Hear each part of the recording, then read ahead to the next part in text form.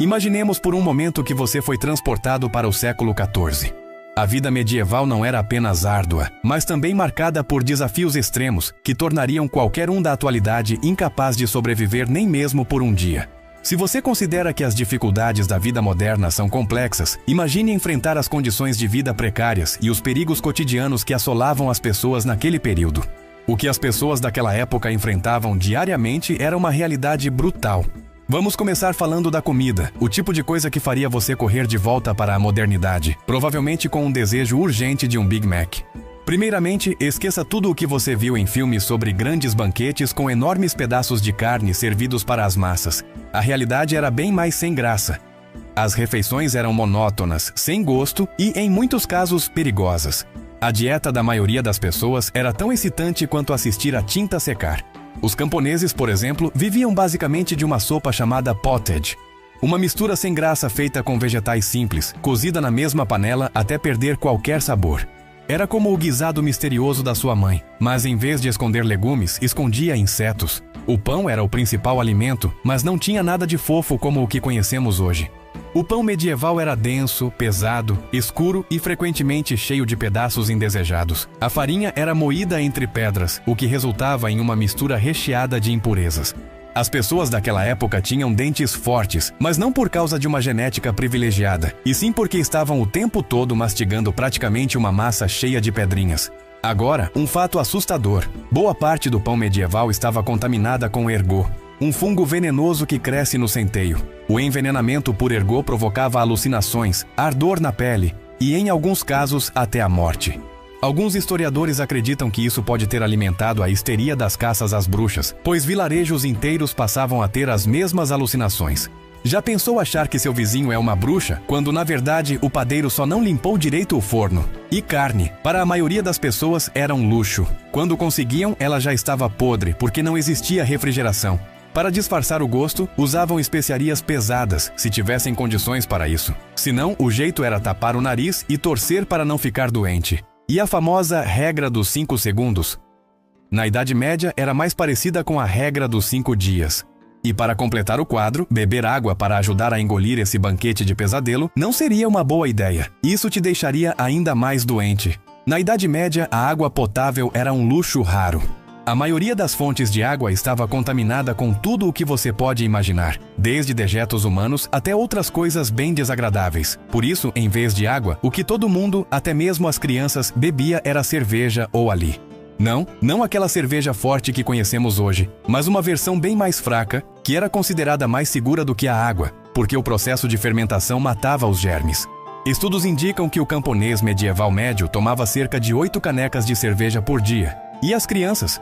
Começavam a beber desde cedo, com apenas 5 anos, e já acompanhavam todas as refeições com cerveja. As crianças da Idade Média não precisavam de identidades falsas para beber, precisavam delas para conseguir água. O peixe também era uma comida comum, mas o que as pessoas comiam era geralmente peixe seco ou salgado, já que o peixe fresco se estragava rapidamente. Para quem morava na costa, a sorte era encontrar peixe fresco, mas para quem vivia no interior, o peixe chegava dias ou até semanas depois de ser pescado. O cheiro já era o suficiente para fazer você desmaiar.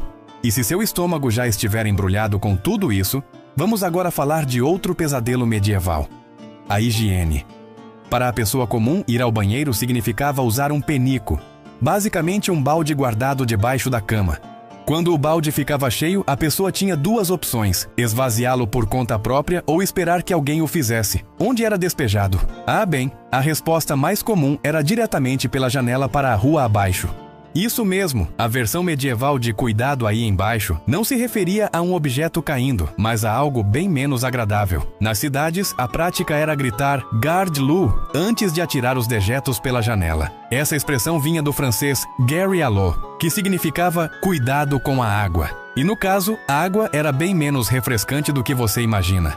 Essa prática era tão comum que em algumas cidades havia até uma regra: os dejetos só podiam ser jogados pelas janelas depois das 22 horas. Agora, se você tivesse a sorte de visitar um castelo, poderia se deparar com algo chamado garderobe. Era um buraco no assento de pedra, por onde os dejetos caíam diretamente pela muralha do castelo. E sim, esse era o nível de sofisticação no quesito banheiro na Idade Média. No castelo de Dover, arqueólogos descobriram um garderobe que deixava os dejetos caírem de uma altura impressionante, quase 21 metros, o equivalente à altura de um prédio de 7 andares. Os reis e rainhas podiam ter tronos, mas os seus sanitários eram nada mais do que buracos com corrente de ar. Para quem não conseguia esperar para chegar em casa e usava o penico, as opções eram bem menos glamurosas. Nas áreas públicas, havia pontos designados onde as pessoas se aliviavam, criando o que hoje chamaríamos de esgotos a céu aberto. Em Londres, havia latrinas comuns construídas sobre os rios, mas elas eram raras. O trabalho de limpar e remover os dejetos humanos ficava a cargo de um grupo com o título nada invejável de Gong Farmers, ou limpadores de fossas. Esses valentes recolhiam os dejetos das fossas sépticas e os levavam para fora das muralhas da cidade. Eles só podiam trabalhar à noite, e o cheiro era tão forte que ninguém queria estar por perto. Tão forte que nem podiam frequentar lugares públicos, mas, apesar das condições terríveis, os Gong Farmers eram bem pagos, cerca de 4 vezes mais do que um trabalhador comum. O cheiro nas cidades medievais era tão famoso quanto horrível. O rio Tâmisa, em Londres, estava tão poluído com dejetos que era descrito como um verdadeiro monstro de mau cheiro. E acredite, papel higiênico não era uma opção. As pessoas usavam o que estivesse à mão. Folhas, musgo, a mão esquerda ou, se fossem mais abastadas, pedaços de lã ou cânhamo. Os romanos já usavam esponjas presas a paus, que eram enxaguadas com vinagre ou água salgada, mas esse conhecimento se perdeu durante a Idade Média. Depois de um dia inteiro bebendo cerveja para evitar doenças transmitidas pela água, e em seguida não encontrar nenhum lugar decente para aliviar-se, você provavelmente estaria desejando muito voltar para o século XXI. Mas claro, a situação dos banheiros era só uma das muitas dificuldades que tornavam a vida medieval um teste diário de sobrevivência. Esqueça aquela ideia romântica de ser um cavaleiro valente ou uma linda donzela vivendo em um castelo. Na Idade Média, a realidade era bem menos encantada. A maioria das pessoas passava os dias em trabalhos exaustivos, desde o amanhecer até o anoitecer, com um salário que mal dava para sobreviver. A grande parte da população era composta por camponeses que trabalhavam nas terras dos nobres. O que restava para eles era uma rotina sem fim. Acordar ao amanhecer, trabalhar até cair de exaustão, dormir e repetir tudo no dia seguinte até o fim de seus dias. Um agricultor típico arava a terra com ferramentas de madeira, puxadas por bois, plantava sementes à mão e colhia a produção com foice simples. Durante a época da colheita, os camponeses enfrentavam jornadas de 16 horas sob o calor implacável do sol. Relatos da Inglaterra medieval indicam que um trabalhador rural queimava mais de 4.000 calorias por dia, só com o trabalho físico. Não havia necessidade de academias, a sobrevivência era o treino diário. Para quem não era agricultor, as opções de trabalho não eram menos difíceis. Os artesãos enfrentavam suas próprias batalhas. Os ferreiros passavam os dias em forjas fumacentas, inalando vapores tóxicos e correndo o risco de queimaduras e problemas oculares. Já os curtidores, que transformavam peles de animais em couro, tinham que lidar com urina e substâncias químicas perigosas, o que deixava suas peles amarelas e um cheiro horrível que os acompanhava o tempo todo. Se você queria se tornar um artesão qualificado, era melhor começar jovem. As aprendizagens começavam aos 7 anos, quando as crianças eram enviadas para viver com um mestre, passando 6 ou 7 dias de trabalho por semana, durante até 14 anos, até poderem se tornar oficialmente artesãos. Os conselheiros de carreira medievais tinham um processo simples de seleção de empregos. Se consegue levantar coisas pesadas, você é um agricultor. Caso contrário, espere uma morte precoce. Além disso, alguns trabalhos eram criados especialmente para os mais pobres e desesperados. Um exemplo disso eram os Link Boys, crianças que carregavam tochas para iluminar o caminho das pessoas ricas durante a noite. Na Idade Média, até os trabalhos mais desagradáveis tinham sua utilidade. Os Pure Finders, por exemplo, coletavam fezes de cães para vendê-las aos curtidores. O salário da maioria das pessoas mal dava para cobrir o básico. Um trabalhador diário na Inglaterra medieval ganhava de 1 a 2 centavos por dia, o suficiente para comprar apenas 2 barras de pão. Não existia essa ideia de salário mínimo como conhecemos hoje. O conceito era bem mais simples: ganhar o mínimo necessário para não morrer antes de terminar o trabalho. Com jornadas tão extenuantes e uma alimentação precária, o corpo se desgastava rapidamente. E claro, as doenças estavam em toda parte. A medicina medieval era praticamente inexistente, e o que consideramos cuidado médico hoje seria, na verdade, uma forma de tortura. A medicina daquela época tinha um único diagnóstico para tudo: você provavelmente vai morrer. Uma gripe simples, que hoje tratamos com descanso e medicamentos comuns, podia ser uma sentença fatal. Sem o conhecimento de germes ou infecções, as pessoas acreditavam que as doenças vinham de um ar viciado, o chamado miasma, ou de um desequilíbrio nos 4 humores do corpo: sangue, bilis amarela, bilis negra e fleuma. Se você estivesse com febre, a solução era sangrar. Basicamente, os médicos abriam uma veia e drenavam o sangue até um recipiente, achando que isso equilibraria seu corpo. E se tivesse muito sangue, não se preocupe. As sanguessugas estavam à disposição para ajudar.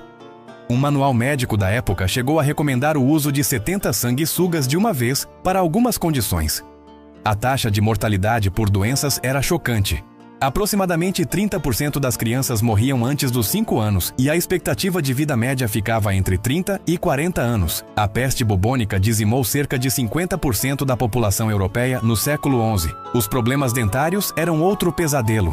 Sem escovas de dentes ou qualquer compreensão de higiene bucal, a cárie era comum. Os dentistas da época não precisavam de agendamento, bastava alguém gritar o suficiente para ser ouvido na cidade inteira. Até os medicamentos eram um perigo. O mercúrio era prescrito para uma série de problemas, de doenças de pele a sífilis. Mas claro, esses medicamentos não vinham com avisos sobre efeitos colaterais, pois o efeito colateral óbvio era que eles podiam te matar mais rápido do que a própria doença. A falta de higiene era responsável pela propagação de muitas doenças. A ideia de desinfetar as mãos era esfregar as palmas nas roupas sujas. É como tentar limpar um sapato sujo com uma meia também suja. E mesmo que você conseguisse sobreviver a todos esses tratamentos médicos cruéis, ainda tinha que enfrentar o dia a dia da vida medieval, que, acredite, já era desafiador o suficiente. A justiça na Idade Média não era apenas cega, era cruel, injusta e muitas vezes completamente aleatória. O sistema legal medieval era tão confuso e brutal que até advogados modernos ficariam apavorados. Em primeiro lugar, as leis eram completamente diferentes de cidade para cidade. Algo que era perfeitamente legal em uma aldeia poderia fazer você ser preso a apenas 8 quilômetros de distância. Não havia códigos de leis padronizados e a maioria das pessoas comuns nem sabia o que era ilegal até serem acusadas de algo. Se você fosse acusado, os direitos que você tinha eram bem simples. Você tem o direito de ser punido e de pedir clemência. Boa sorte com isso. A punição raramente correspondia ao crime. Por exemplo, se você roubasse comida porque estava morrendo de fome, podia perder a mão. Na Inglaterra medieval, havia mais de 200 crimes que levavam à pena de morte, como derrubar uma árvore na Floresta do Rei ou roubar algo no valor de mais de 12 pence. Os julgamentos eram completamente diferentes dos de hoje. Se fosse acusado de um crime, a forma de provar sua inocência era, no mínimo, absurda. Um dos métodos mais comuns era o julgamento por ordalho. O acusado tinha que carregar uma barra de ferro em brasa por cerca de 2,7 metros. Se as queimaduras curassem sem infecção em 3 dias, você era considerado inocente. Mas, se infeccionassem, o que era quase garantido sem a medicina moderna, você era considerado culpado. A lógica por trás disso? Vamos ver se Deus protege você da dor. Outro método igualmente insano era o julgamento pela água. O acusado era amarrado e jogado em um rio ou lago. Se afundasse, era inocente. Se flutuasse, era culpado e, claro, executado. A ideia era que a água pura rejeitaria o culpado. E assim, a pessoa ficava em uma situação em que, de qualquer maneira, não tinha escapatória. Para aqueles considerados culpados, os métodos de execução eram feitos para ser o mais público e assustador possível. O enforcamento, acredite ou não, era um dos métodos mais misericordiosos. Para os piores crimes, como traição, havia a tortura pública.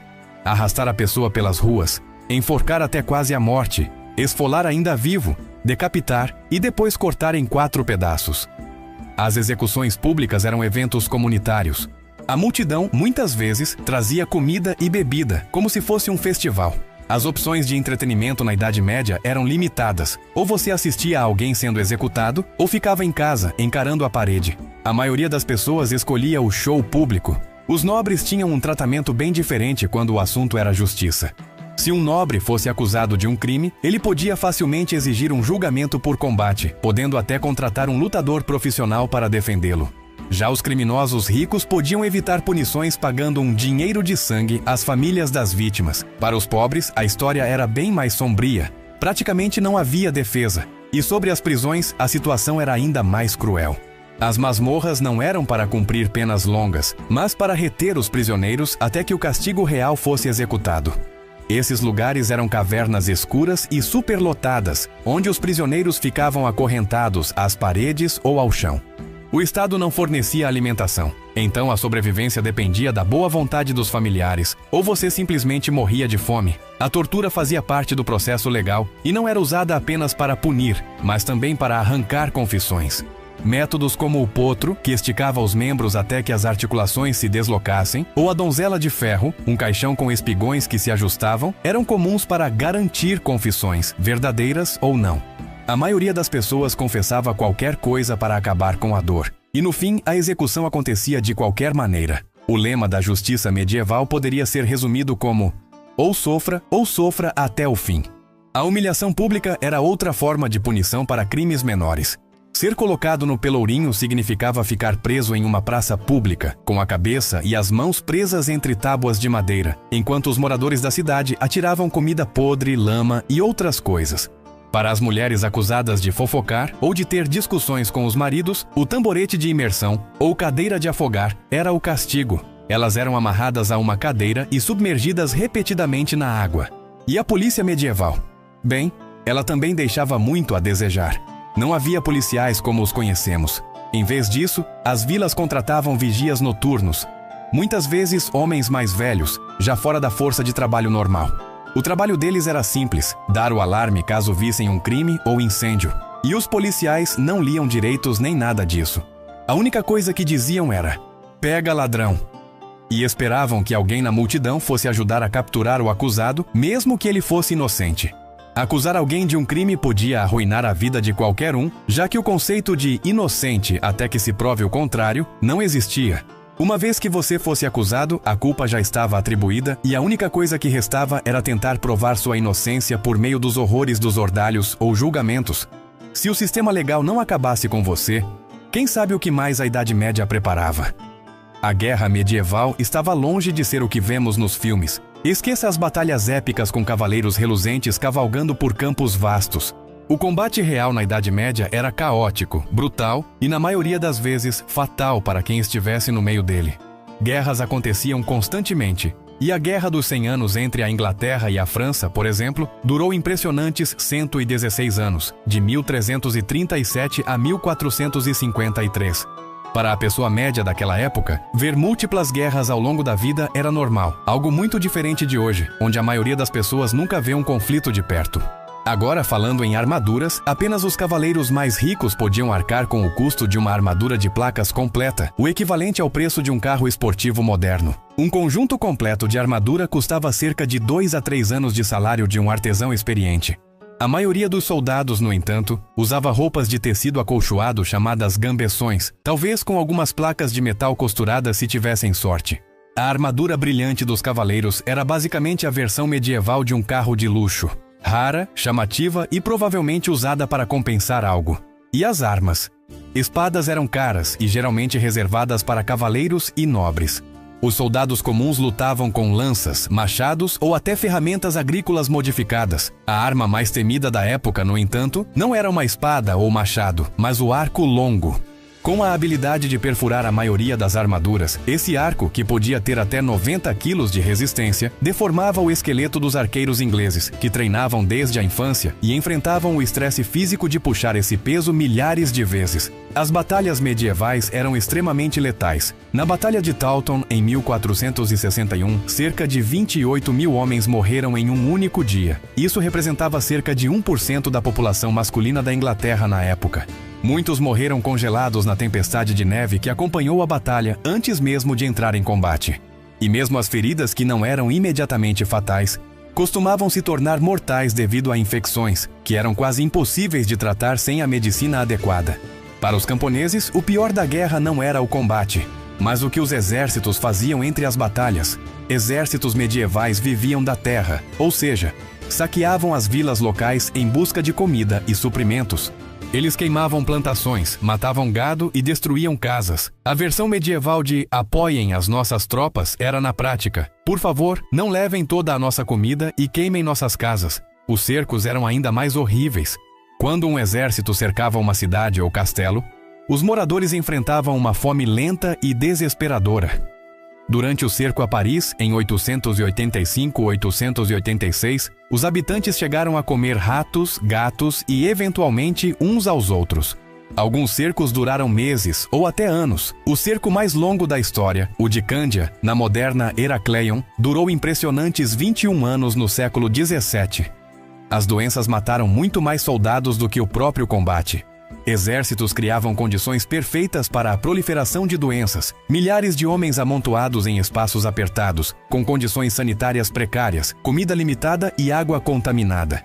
Durante as cruzadas, exércitos europeus frequentemente perdiam metade de seus homens para doenças antes mesmo de chegarem ao seu destino.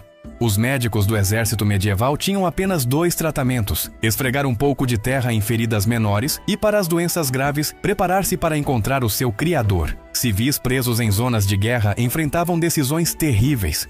Fugir significava abandonar suas casas e posses, possivelmente enfrentando a inanição no caminho. Ficar significava arriscar-se à violência dos exércitos invasores. Mulheres e crianças não eram poupadas.